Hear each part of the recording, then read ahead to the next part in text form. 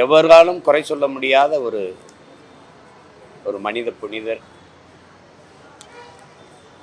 அவர் இன்று நம்மோடு இல்லை என்பதை நினைக்கும்போது மிகுந்த மன வலியாக இருக்கிறது. பல நினைவுகள், அவரோடு நாங்கள் நெருங்கி பழகிய காலங்கள், ஒரு 100 ஆண்டு கால வரலாறு இது.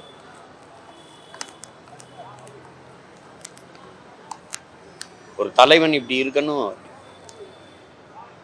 எளிமையாக, நேர்மையாக, தூய்மையாக ஒரு தலைவன் இப்படி இருக்கணுங்கிறதுக்கு ஒரு சான்று.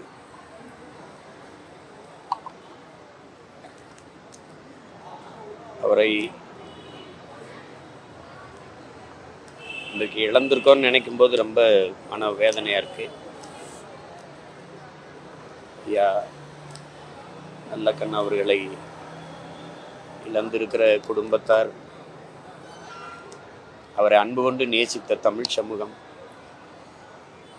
அவர் சார்ந்திருந்த இந்திய கம்யூனிஸ்ட் கட்சியினுடைய தோழர்கள் எல்லோருக்கும் என்னுடைய ஆறுதல். மகத்தான தலைவனுக்கு என்னுடைய புகழ் வணக்கத்தை செலுத்துகிறேன்.